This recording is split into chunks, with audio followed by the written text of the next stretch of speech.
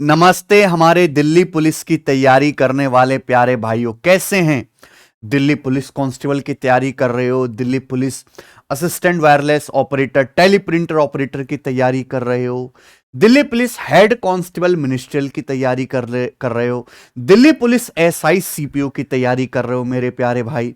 इन सभी वैकेंसी को अगर टोटल कर दिया जाए तो 10,000 से ज्यादा नौकरियां बनती हैं, जो अगले 3 महीने में जिनके पेपर होने हैं। और ये 3 महीने मेरे प्यारे भाई, अगर आपने सही से पढ़ाई कर ली, फिजिकल की तैयारी कर ली मेरे प्यारे भाई, अपने करियर को डेडिकेट कर दिए, तो मुझे लगता है कि कुछ ना कुछ बन के जरूर निकलोगे। और हम तो पूरी तरीके से सीरियस हैं, आपको दिल्ली पुलिस के लिए डेडिकेटेड प्रैक्टिस सेट करवा रहे हैं, वो भी क्वालिटी वाले, जिसमें हम लेटेस्ट सभी एग्जाम के क्वेश्चन को इंक्लूड कर रहे हैं। और मैं हर टेस्ट में अलग अलग सवाल ले रहा हूं, कोई भी रिपीट नहीं कर रहा। मेरा जो पर्पस है वो ये है कि इन मॉक टेस्ट के माध्यम से गणित के सारे पुलिस लेवल के टाइप के सवाल को कवर करवा दिया जाए। ठीक है जी। तो हम 3 प्रैक्टिस सेट करवा चुके, चौथा प्रैक्टिस सेट है। हर बच्चे को ये सवाल करने ही करने, वरना पेपर में जब आएंगे तो फिर आपको पछताना पड़ेगा, यार थोड़ी सी मेहनत कर लेती तो हो जाते। और मैथ ऐसा आएगा आपके एग्जाम में जो आप पूरा में से पूरा स्कोर कर सकते हो। ये हमारा यूट्यूब चैनल है मैथ्स कॉन्सेप्ट किंग। इस पे देखिए 3 प्रैक्टिस सेट दिल्ली पुलिस के डल चुके हैं और ये चौथा प्रैक्टिस सेट है मेरे भाई यहां पर। और मैं इसकी प्लेलिस्ट भी रेडी करवा दूंगा। देखो, एक और इंपॉर्टेंट चीज बताऊंगा कि अगर आप मॉक टेस्ट वाले सेक्शन में जाओगे तो यहां पे दिल्ली पुलिस की कैटेगरी में जितने भी दिल्ली पुलिस के पेपर हैं भाई, कांस्टेबल का हो, ड्राइवर का हो, हेड कांस्टेबल का हो, ठीक है, ये सब के प्रीवियस ईयर के टेस्ट फ्री हैं। जैसे दिल्ली पुलिस ड्राइवर के यहां पे ये टेस्ट सारे के सारे मॉक टेस्ट आप फ्री में अटेम्प्ट कर सकते हो।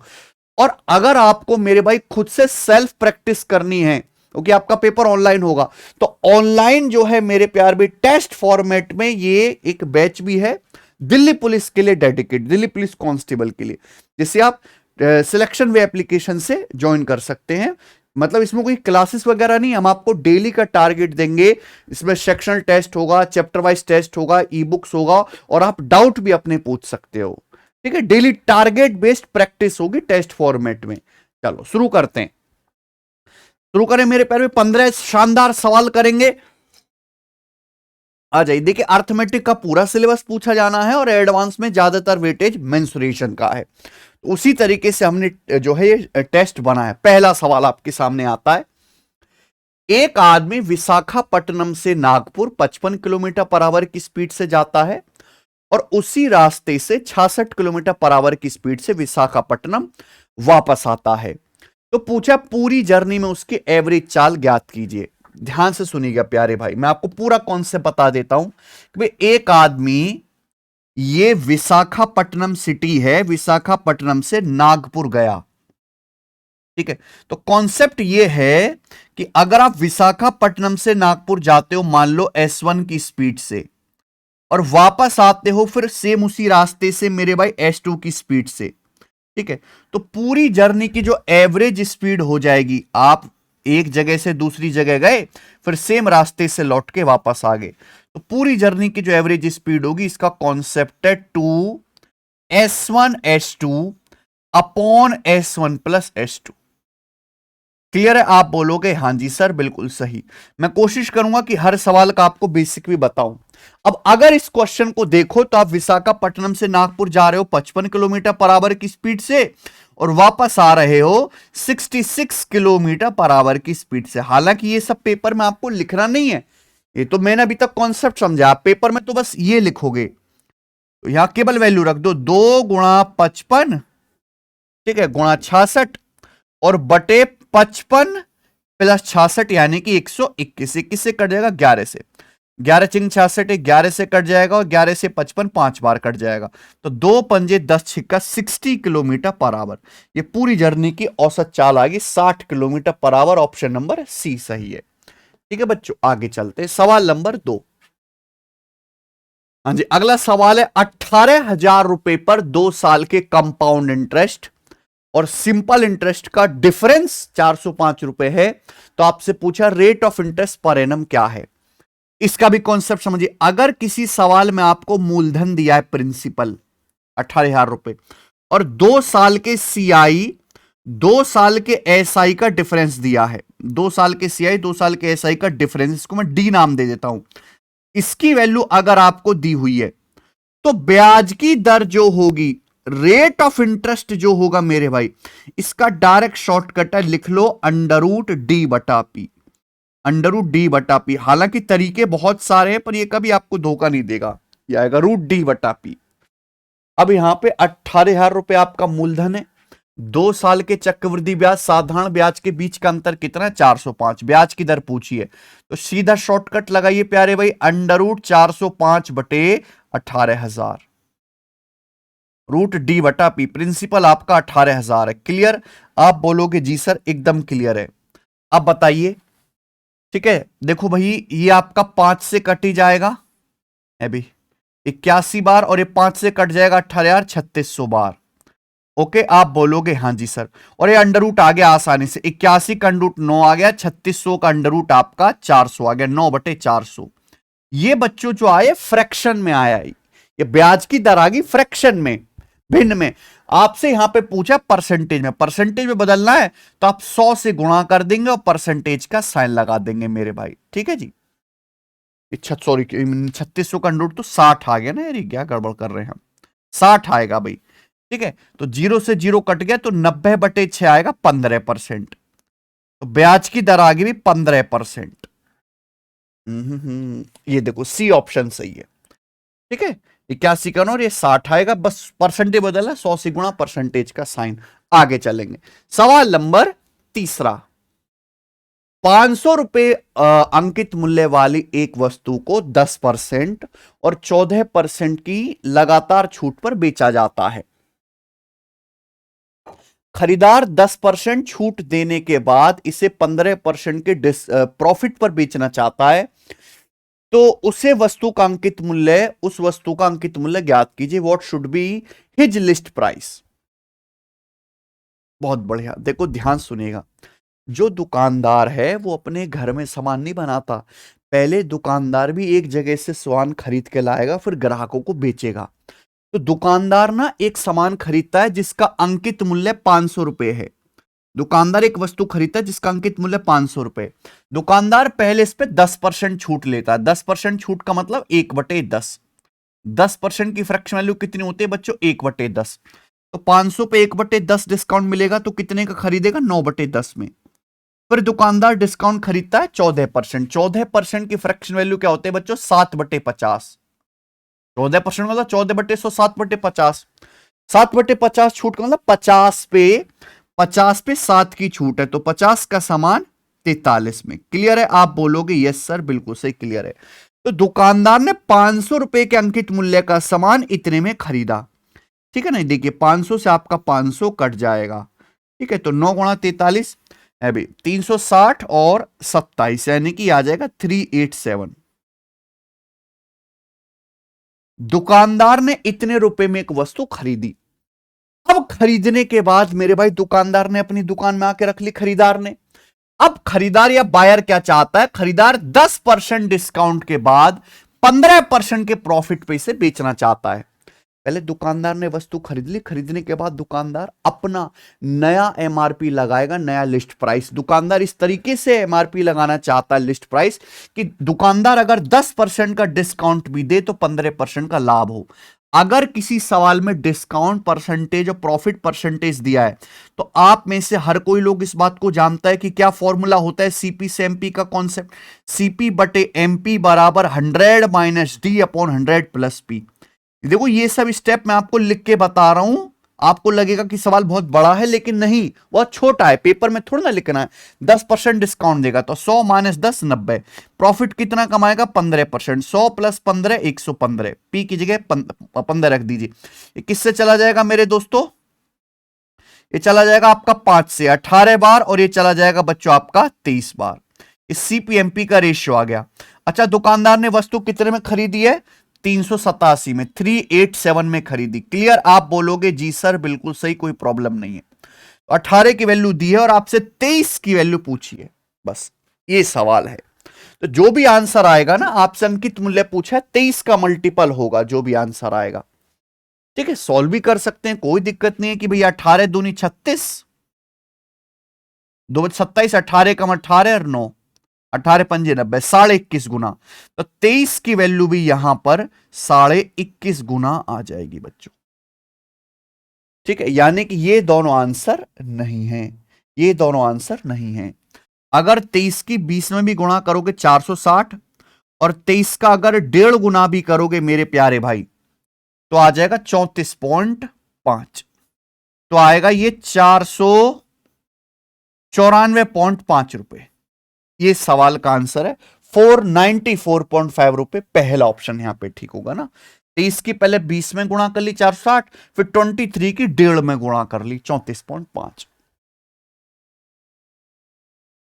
ठीक है, तो दो स्टेप में सवाल होगा, एक स्टेप ये है और एक ये है। आगे आ जाइए, अगला सवाल करेंगे भाई। सवाल नंबर आपके सामने चौथा। पाइप पी किसी टैंक का 5/9 25 घंटे में भर सकता है। पाइप क्यू 3/7 27 घंटे में भर सकता है। पी और क्यू दोनों को 3 घंटे के लिए चालू रखा जाता है, फिर दोनों को बंद कर देते हैं। ठीक है, फिर पाइप आर को अकेले चालू करते हैं, जो टैंक के पानी को 4 घंटे में खाली कर देता है। पी क्यू आर मिलकर खाली टैंक को कितने समय में भर सकते हैं। देखो, यह सवाल रेलवे का बहुत वायरल है, इसलिए मैं आपसे पूछ रहा हूं। देखो, यहां पर दो पाइप है, पी और क्यू भरने वाले। अब आप ऐसे सोचना कि पाइप पी टंकी का 5/9 25 घंटे में भरता है, यानी कि जैसे पूरी टंकी 9 यूनिट की है, तो 5 यूनिट भरता है 25 घंटे में, यानी कि 5 गुना समय लगता है। तो पूरी 9 यूनिट टंकी भरने में कितना समय लगेगा, ये भी 5 गुना समय लगेगा, 45 घंटे। तो मैंने पता लगा लिया कि पाइप पी पूरी टंकी 45 घंटे में भरेगा। ऐसी क्यों के बारे में देखो, क्यों 3/7 टंकी 27 घंटे में भरता है। अगर पूरी टंकी 7 है तो 3 भरता है 27 घंटे में, 9 गुना समय लगता है। तो पूरी टंकी को भरने में 7 का 9 गुना 63 घंटे का समय लगेगा, 63 घंटे का। ठीक है भाई, अब यहां पे इनका एलसीएम 45 और 63 का एलसीएम क्या आएगा बच्चों।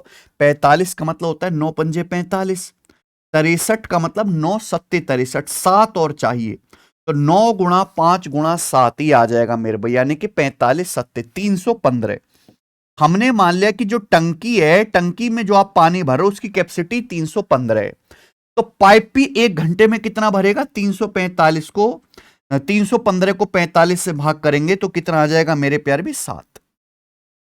क्योंकि एफिशिएंसी क्या आएगी 315/63 5। ये तीनों दोनों पाइपों की एफिशिएंसी आ गई। अब सवाल देखो, पी और क्यू दोनों को 3 घंटे के लिए चालू किया जाता है, फिर बंद कर देते हैं। आप बताओ, दोनों पाइप पी और क्यू मिलकर 1 घंटे में कितना भरेंगे।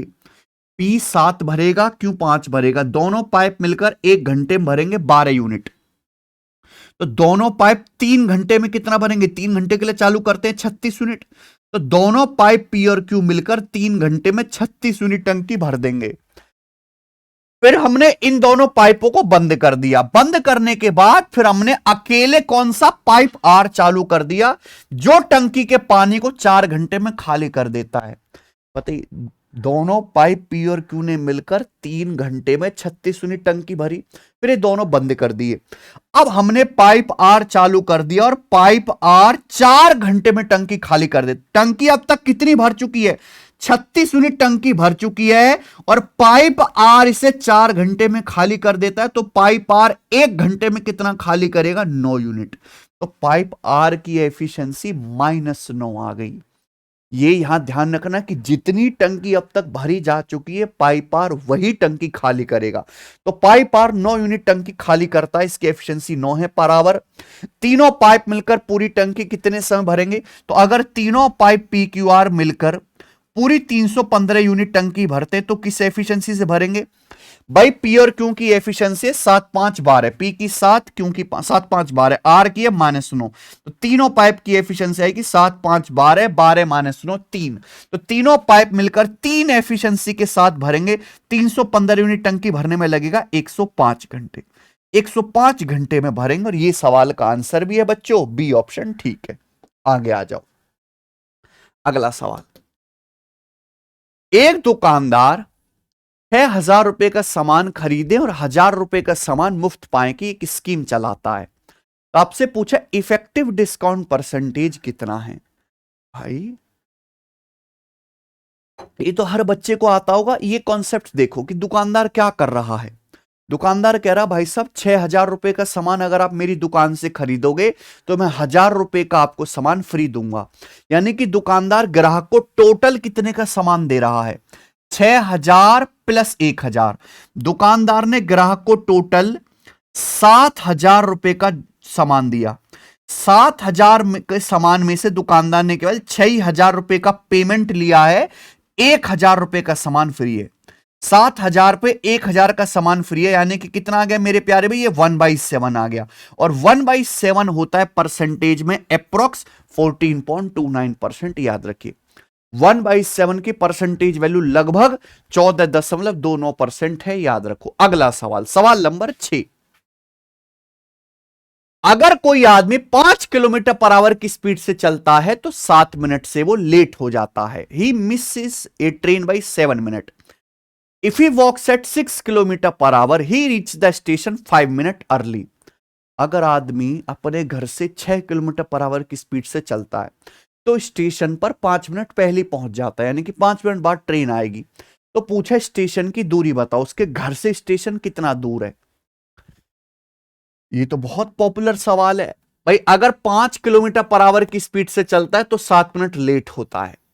6 किलोमीटर पर आवर की स्पीड से चलता है मेरे भाई तो 5 मिनट पहले पहुंच जाता है।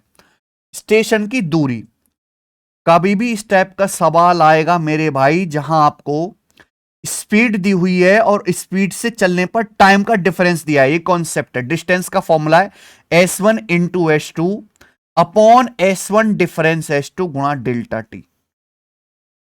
आप पहले आदमी 5 किलोमीटर पर आवर की स्पीड से चल रहा था तो लेट था 7 मिनट से। अगर वो 6 किलोमीटर पर आवर की स्पीड से चले तो 5 मिनट पहले पहुंच जाता है। ठीक है भाई। अलग अलग स्पीड से चलने पर अगर आपको टाइम का डिफरेंस दिया हुआ है तो सवाल में डिस्टेंस इस फॉर्मूले से निकाल सकते हो, केवल आप वैल्यू रख दो। पहले स्पीड कितनी थी 5, अब कितनी है 6। 5 गुणा 6, नीचे स्पीड का डिफरेंस आएगा 5 और 6 का डिफरेंस 1 इंटू डेल्टा टी। क्या है डेल्टा टी? मतलब टाइम का डिफरेंस। अब आप ये सोचो, पहले ये आदमी 7 मिनट लेट हो रहा था, अब स्टेशन पर 5 मिनट पहले पहुंच रहा है। पहले मतलब टाइम से पहले माइनस, तो टाइम का डिफरेंस कितना है 12 मिनट का। माइनस माइनस प्लस हो जाएगा, टाइम में डिफरेंस है 12 मिनट। अब आप एक बात ये भी समझिए कि यहां स्पीड किलोमीटर पर आवर में है, आंसर किलोमीटर में है, तो टाइम भी आवर घंटे में लेना पड़ेगा। अगर 12 मिनट को घंटे में बदलना है तो 60 से भाग देंगे, 12 को 60 से भाग देंगे तो यह आ जाएगा 1/5 घंटे। यहां डेल्टा टी यानी कि टाइम की जगह आप 1/5 घंटे रखेंगे। यह डिस्टेंस आ गई सीधा किलोमीटर में। बच्चों 5 से 5 कट गए, यानी कि 6 किलोमीटर इस सवाल का आंसर है डी ऑप्शन। आगे चलते हैं, 7वां सवाल। अच्छा, रमन की इनकम है 80,200 रुपए। वह अपनी इनकम में से 7.5% की बचत करता है। ठीक है। अगर उसकी इनकम में 34% की वृद्धि होती है, खर्चे में 40% की वृद्धि होती है, तो सवाल में पूछा गया है कि उसकी बचत में क्या होगा, बढ़ेगी घटेगी क्या होगा। देखो इस सवाल को आप ऑप्शन से भी बना सकते हो पर आपको मेथड भी आना चाहिए। देखो यहां आंसर पूछा रुपए में, पहले आप ये पता लगा लो कि उसकी सेविंग्स में कितने परसेंटेज में चेंज क्या है, कितने परसेंटेज बढ़ी या घटी। अब यहां आप एलिगेशन भी लगा सकते हो, डेविएशन भी लगा सकते हो। ध्यान सुनिएगा, सवाल के अकॉर्डिंग एक आदमी अपनी इनकम का 7.5% बचत करता है। 7.5% का फ्रैक्शन वैल्यू है भाई 3/40। यानी कि अगर कोई आदमी 40 रुपए कमाता है तो 40 में से 3 की बचत करता है, यानी कि बाकी का 40 में से 3 घटाओ 37 खर्चा करता है। ये आदमी की खर्चे और बचत का रेशियो है। क्लियर है।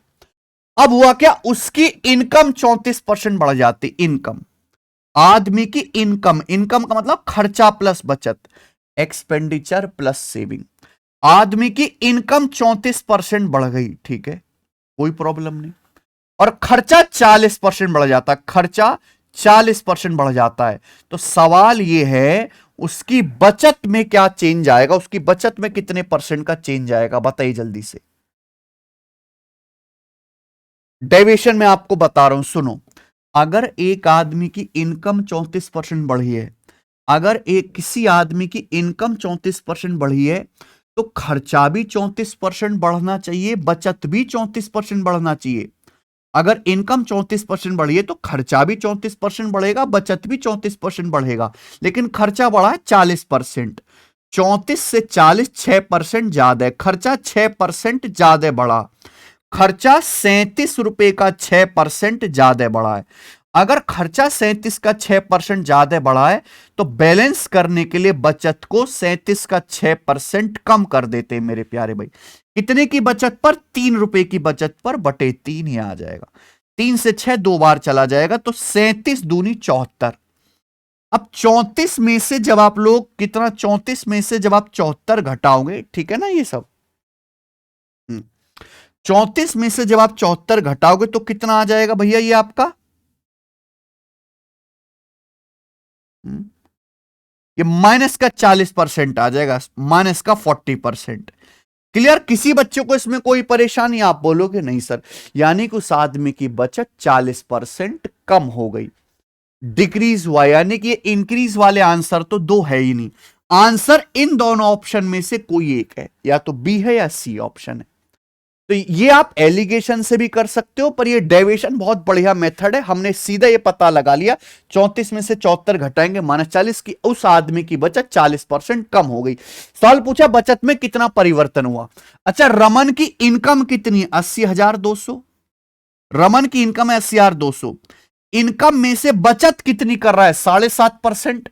7.5% यानी कि 3/40। रमन इतने रुपए की बचत करता है, रमन की बचत है, लेकिन मौजूदा हालात को देखते हुए रमन की बचत 40% कम हो गई। रमन की बचत कितनी कम हुई? चेंज बताना। रमन की बचत 40% कम हो गई है। यह रमन की बचत में कमी आई है। कितने रुपए हुआ भैया? देखिए, परसेंटेज से 2 जीरो तो कट जाएगा, 40 से 40 भी कट जाएगा।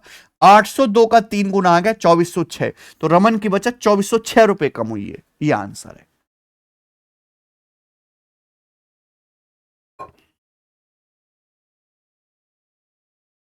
क्लियर? बहुत बढ़िया सवाल है मेरे भाई। ये केवल इतना सवाल भी बन सकता है, तो आगे का एक स्टेप और बढ़ गया है आपका। चलो सवाल नंबर 8। दो संख्याओं का HCF और LCM 17 और 1224 है। एक संख्या 136 है, दूसरी संख्या क्या होगी? देखो प्यारे भाई, अगर दो संख्याओं का HCF 17 है तो संख्या 17 से कटने वाली होगी। सारे ऑप्शन 17 से कट रहे हैं, ठीक है।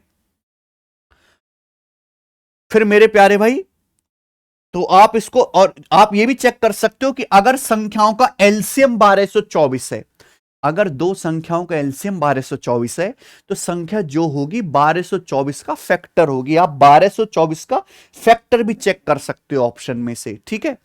लेकिन ये तो सॉल्व करना भी बड़ा आसान है। दो संख्याओं की गुणा हमेशा उनके एचसीएफ और एलसीएम की गुणा के बराबर होती है। भाई यहां पे एक संख्या आपकी 136 है, दूसरी संख्या आपको नहीं पता, तो इन दोनों संख्याओं की गुणा इनके एचसीएफ, संख्याओं का एचसीएफ 17 है और एलसीएम 1224 है, इनके गुणा के बराबर होगी। बहुत बेसिक कंसेप्ट है। 17 8 136, 8 से इसको काट लेंगे मेरे भाई, ठीक है। तो 153 इस सवाल का आंसर आ जाएगा 153, बी ऑप्शन ठीक है। आ जाओ सवाल नंबर 9। एक सिलेंडर के बेस की रेडियस 28% कम कर दी जाती है, हाइट 141% बढ़ा दी जाती है, तो इसके वॉल्यूम में परसेंटेज चेंज क्या होगा, परसेंटेज इंक्रीज क्या होगा? और आंसर निकटतम पूर्णांक बताना है लगभग। देखो इस सवाल में कैलकुलेशन बहुत ज्यादा है अगर आप पूरी करने लगोगे, लेकिन सवाल में एग्जैक्ट आंसर थोड़ा ना बताना है, निकटतम पूर्णांक तक बताना है। यहां आप यूनिट डिजिट डिजिटल सम मत लगाने लगना, गलत कर दोगे। जब मैं इस सवाल के ऑप्शन देखता हूं तो ऑप्शन बहुत दूर दूर है कि नहीं, दूर दूर, तो मैं इस सवाल को अप्रोक्स कैलकुलेशन कर सकता हूं। आप बताओ एक सिलेंडर का वॉल्यूम का फॉर्मूला क्या है? Pi r square h. Cylinder के आयतन का formula pi r square h. अगर मैं इनकी फ्रैक्शन बनाऊंगा, रेशियो से करूंगा तो बड़ा मुश्किल, बड़ा लेंदी हो जाएगा मेरे भाई, हम वो भी मेहनत नहीं करेंगे।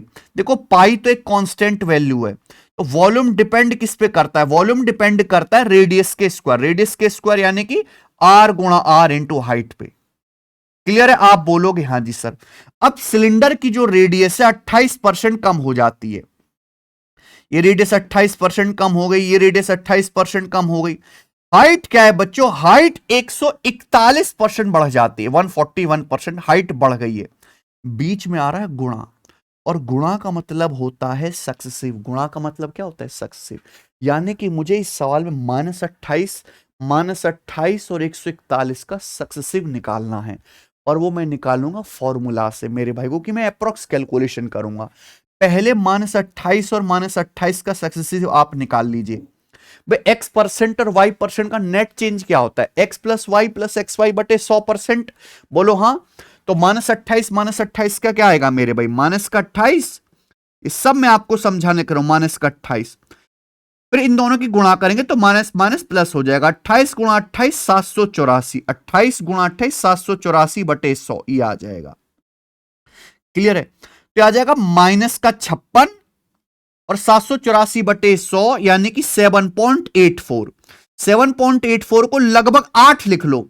784 बटे 100 7.84 को लगभग 8 लिख लो, तो -56 प्लस 8, तो अप्रोक्स माइनस का 48% आ जाएगा, लगभग -48%। ठीक है, थोड़ा बहुत हेर फदर चलता है मेरे प्यारे भाई, तो -48% आ गया। फिर मेरे प्यारे दोस्तों हाइट को भी 141% बढ़ा गया। अब -48 और 141% का नेट चेंज निकाल लीजिए, इन दोनों का नेट चेंज। सॉरी, ये हाइट को तो बढ़ाए गए, एक्स और वाई का सक्सेसिव फिर से वही हो जाएगा, x plus y plus x y बटे 100 -48 प्लस 141 -48 गुणा 141 बटे 100, ये आ गया बच्चे। किसी बच्चे को इसमें कोई डाउट? आप बोलोगे नहीं सर इसमें कोई भी डाउट नहीं है। यहां देखो बहुत ज्यादा फर्क है, ऑप्शन में 4-4 5-5% का फर्क है। ले सकता हूं मैं, 48 दूनी 96 होता है, हालांकि 2 से बड़ा नंबर आएगा। ये तो 100 है, लेकिन 2 बार मान लो कट गया, 2 से 141 कट गया 70 बार, यानी कि अप्रोक्स 70 आएगा लगभग। अब 141 में से ये 48 और 70 कितना होता है मेरे भाई? 118 है भाई। तो 141 में से अगर मैं 118 भी अगर घटाऊंगा तो कितना आ जाएगा? 23%।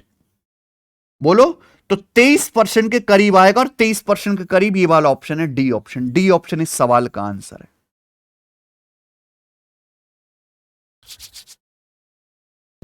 ठीक है दोस्त, तो ये तरीका है ऐसे सवालों को जल्दी करने का, वरना पूरी कैलकुलेशन करते रह जाओगे। सवाल नंबर 10, सवाल है अगला, मैरी की प्रेजेंट एज का 3 गुना दिया की प्रेजेंट एज के 5 गुने से 29 साल ज्यादा है। दिया की प्रेजेंट एज का दुगुना मैरी की प्रेजेंट एज से 9 साल कम है। मेरी और दिया की एज के बीच डिफरेंस क्या है?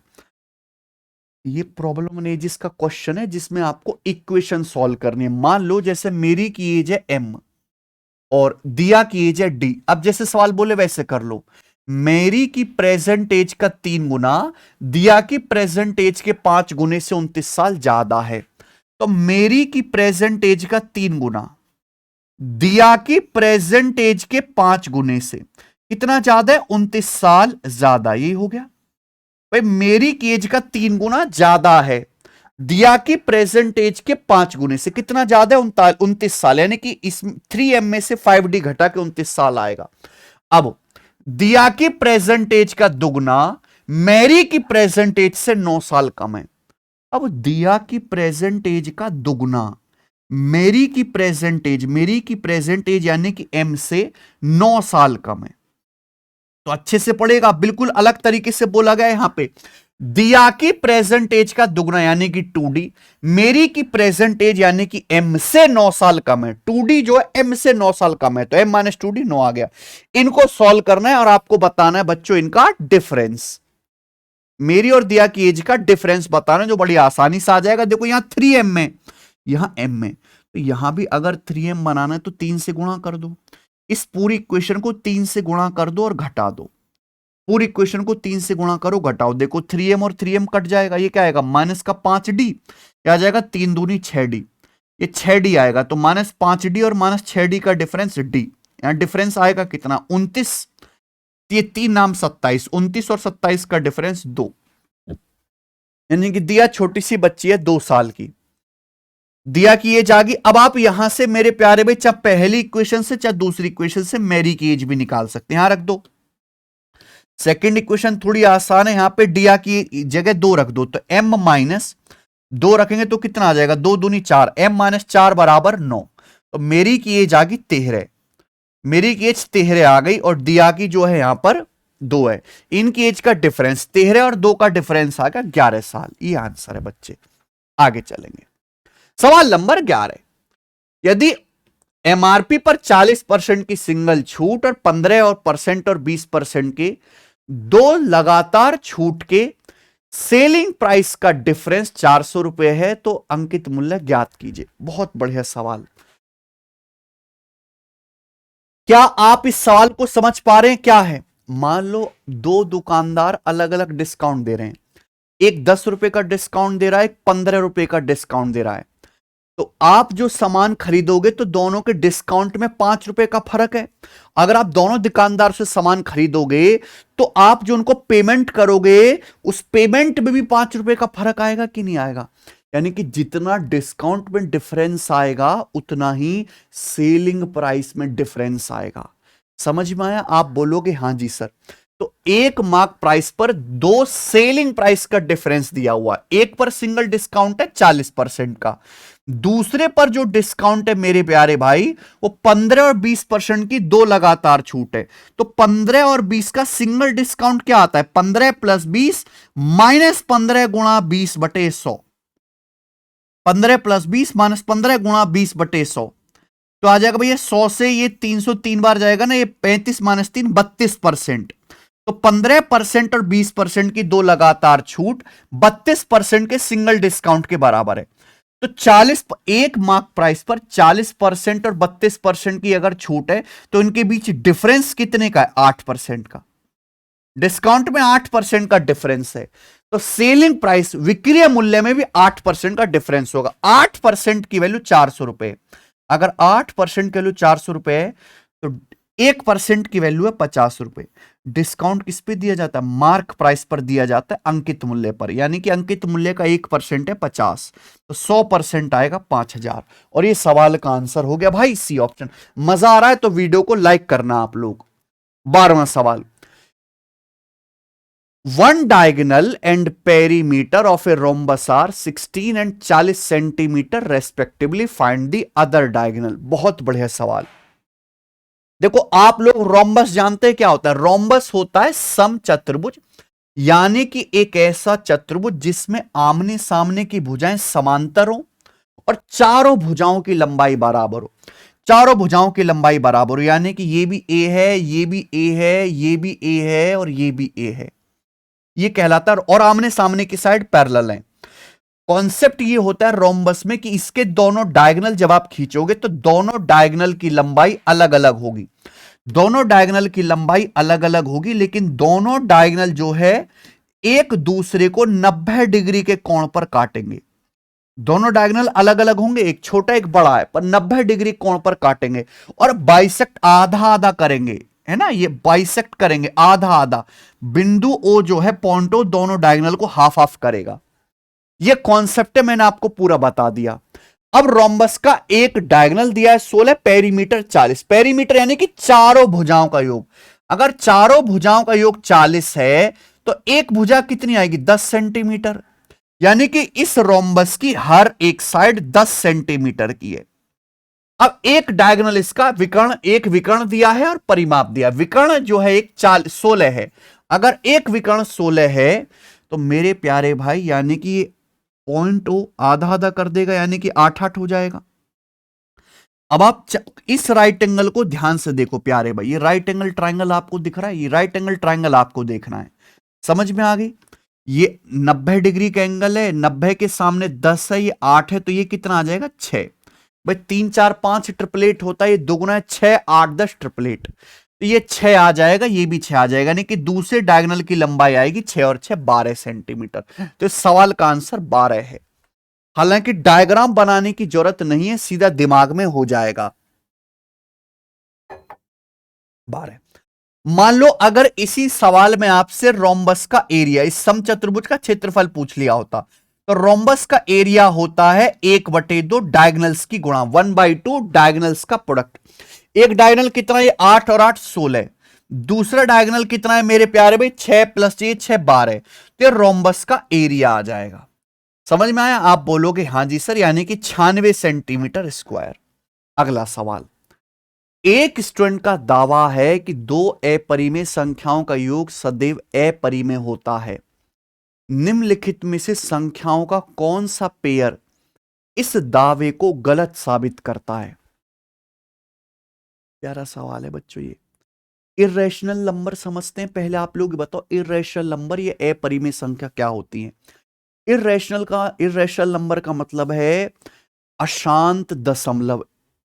अशांत दशमलव मेरे प्यारे में, non terminating non repeating decimal. Non terminating non repeating decimal, जैसे कि एग्जांपल के लिए √3। भाई क्या आप √3 की वैल्यू अगर आप निकालोगे तो कोई एग्जैक्ट वैल्यू आएगी? नहीं। √3 की वैल्यू अप्रोक्स 1.732, ये दशमलव के अनंत स्थानों तक चलता रहेगा।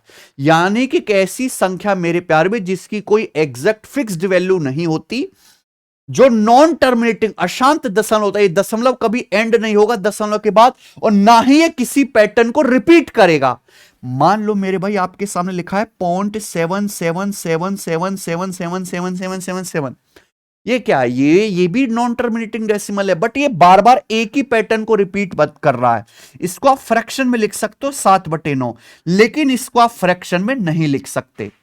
यानी कि इर्रेशनल नंबर वो होता है जिसको फ्रैक्शन a/b फॉर्म में नहीं लिखा जा सकता, जिनको अंश बटे हर के रूप में नहीं लिखा जा सकता मेरे भाई। ठीक है, जैसे √2, √3, √5, √7, पाई। पाई भी एक इर्रेशनल नंबर है। ठीक है जी, क्योंकि पाई की वैल्यू बहुत सारे बच्चे समझते हैं 22/7 होते, पाई की लगभग वैल्यू 22/7 है, एग्जैक्ट वैल्यू नहीं है। तो एक बालक ये कह रहा भाई आपकी तरह थोड़ा जो है वो कि कमजोर सा है कि दो इरेशनल नंबर को जोड़ के हमेशा रेशनल नंबर आएगा। तो कौन सा ऐसा है ऑप्शन जो इस क्लेम को गलत कर रहा है? देखो √2 + √2 दोनों इरेशनल नंबर है, जोड़ के 2 √2 इरेशनल ही आएगा। इन दोनों को जोड़ के भी इरेशनल आ रहा है, √5 भी इरेशनल, √3 भी इरेशनल, जोड़ के रेशनल आएगा एपरी में। लेकिन इन दोनों को अगर मैं जोड़ूंगा तो कट जाएगा, तो क्या आएगा? 0, और 0 एक रेशनल नंबर होता है, तो ये उसके दावे को गलत कर रहा है। तो आंसर इसका डी ऑप्शन है। बड़ा बेसिक सा सवाल है बच्चों। ठीक है, आगे चलते हैं। सवाल नंबर है यहां पर 14, ये बताइए, करो। देखो ये सवाल लेटेस्ट आया है और ये थोड़ा अलग सा है ना? इसको एक बार आप अच्छे समझ लीजिए, दोबारा आएगा तो गलत नहीं होगा। एक्स और वाई 40,000 और 60,000 का इन्वेस्टमेंट करते हैं। एक साल के बाद कुल प्रॉफिट जिसमें 10% ब्याज शामिल है 16,000 रुपए हो जाता है। इस लाभ का कितना हिस्सा एक्स को मिलता है? देखो एक्स ने 40,000 रुपए इन्वेस्ट करे, वाई ने 60,000 इन्वेस्ट करे। आफ्टर 1 ईयर टोटल प्रॉफिट जो है जिसमें 10% इंटरेस्ट भी इंक्लूड है, वो 16,000 है मेरे भाई। तो इस प्रॉफिट में से एक्स को कितना रिसीव होगा? आप बताओ, एक्स और वाई ने टोटल कितना पैसा इन्वेस्ट किया? एक्स और वाई ने टोटल पैसा इन्वेस्ट किया 40,000 + 60,000, यानी कि 1,00,000 रुपए। 1,00,000 रुपए एक्स और वाई ने इन्वेस्ट किया एक साल के लिए। अब अगर इस पे एक साल में 10% ब्याज मिलता है तो 1,00,000 का 10% कितना होता है? तो आप कहोगे सर 10,000 रुपए। ठीक है, यानी कि 10,000 रुपए इस 1,00,000 पर आपको ब्याज मिल जाएगा। दोनों ने 1,00,000 रुपए इन्वेस्ट किया तो 10,000 ब्याज मिलेगा, लेकिन आपको प्रॉफिट हुआ है 16,000 रुपए। तो 16,000 रुपए का अगर टोटल प्रॉफिट हुआ है तो इसमें से 10,000 तो ब्याज है, यानी कि आपका जो प्रॉफिट हुआ है वो 6,000 रुपए का हुआ एक्चुअली। भाई आपने अगर टोटल 16,000 रुपए प्रॉफिट कमाया है तो उसमें से 10,000 रुपए तो आपको ब्याज के रूप में मिला है, बाकी 6,000 रुपए ही एक्चुअल बिजनेस करने से आपको प्रॉफिट हुआ है। तो इसी 6,000 को एक्स और वाई के बीच बांटा जाएगा, और प्रॉफिट बांटा जाता है इन्वेस्टमेंट के रेशियो में। इन्होंने एक्स और वाई ने इन्वेस्ट किया है 20 से कट जाएगा ना 2:3 के रेशियो में, 2:3 के रेशियो में पैसा इन्वेस्ट किया है, तो प्रॉफिट भी इसी रेशियो मिलना चाहिए। दोनों का टोटल प्रॉफिट हो जाएगा 2 और 3 5। टोटल प्रॉफिट कितना है? 5 की वैल्यू 6,000 रुपए। तो अगर 5 की वैल्यू 6,000 रुपए है यानी कि 1200 गुना, तो एक्स की 2 की वैल्यू भी 1200 गुना आ जाएगी 2400 रुपए, यानी कि एक्स को 6,000 में से 2400 रुपए प्रॉफिट होना चाहिए। 6,000 में से एक्स का शेयर कितना होगा? 2400 रुपए, लेकिन एक्स को ब्याज भी तो मिलना है। 40,000 रुपए एक्स ने इन्वेस्ट किया था, 40,000 का 10%, 40,000 का 10% 4,000 रुपए, 40,000 रुपए एक्स ने इन्वेस्ट किया था तो उसका 10% 4,000 रुपए ब्याज भी मिलेगा, यानी कि 6400 रुपए हो जाएगा। फिर एक्स को कितना हिस्सा मिलेगा? 6400 रुपए। इस तरह का सवाल है ये। चलो आगे चलेंगे। आखिरी सवाल, इस टेस्ट का आखिरी सवाल बच्चों, करके बताओ क्या आंसर है। अच्छा जी, मोहन और निशांत एक बिजनेस शुरू करते हैं। मोहन 3 महीने के लिए निशांत से 89,000 ज्यादा इन्वेस्ट करता है। निशांत 2 महीने के लिए इन्वेस्ट करता है। 4280 के टोटल प्रॉफिट में से मोहन का हिस्सा निशांत से 1,070 रुपए ज्यादा है। तो आपसे पूछा है मोहन का कैपिटल कंट्रीब्यूशन कितना है, मोहन ने कितना पैसा इन्वेस्ट किया है। पार्टनरशिप का सवाल है और बहुत शानदार सवाल है मेरे भाई, है ना, आजकल खूब आ रहा है। देखो अच्छे से समझ लीजिएगा प्यारे बच्चे सब सवाल। सब बच्चों को पता है कि पार्टनरशिप में जो प्रॉफिट होता है, प्रॉफिट बांटा जाता है इन्वेस्टमेंट गुणा टाइम के अनुपात में। अगर मुझे इस सवाल में क्या निकालना है? इन्वेस्टमेंट। अगर मुझे इन्वेस्टमेंट निकालना है तो प्रॉफिट के रेशियो को समय के रेशियो से डिवाइड करना होगा। प्रॉफिट को टाइम के रेशियो से डिवाइड कर दो, इन्वेस्टमेंट का रेशियो आ जाएगा। क्लियर है? अब यहां पे 2 लोग हैं, मोहन और निशांत। तो आप सबसे पहले पता लगाओ कि मोहन और निशांत को प्रॉफिट किस रेशियो में बांटा गया है। सबसे पहले आप ये पता लगाइए। उसके लिए आपको ये लाइन दी है, 4280 का टोटल प्रॉफिट हुआ है तो मोहन का शेयर निशांत से 1,070 रुपए ज्यादा है।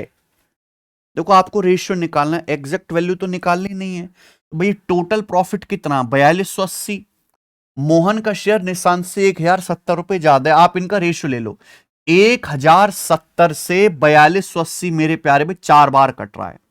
बताओ कट रहा है कि नहीं कट रहा? 4 बार। आप बोलोगे हाँ सर 4 बार कट रहा है, यानी कि मैं ये कह सकता हूं कि अगर कुल प्रॉफिट 4 है, मोहन और निशांत का अगर कुल प्रॉफिट 4 यूनिट है, तो सवाल के अकॉर्डिंग मोहन का जो हिस्सा है वो निशांत से 1 ज्यादा है। मोहन का जो शेयर है वो निशांत के हिस्से से 1 ज्यादा है, यानी कि इन दोनों का टोटल प्रॉफिट 4 यूनिट है, मोहन और निशांत का डिफरेंस 1 यूनिट है। तो क्या आ जाएगा फिर? 3 कितना आ जाएगा भैया?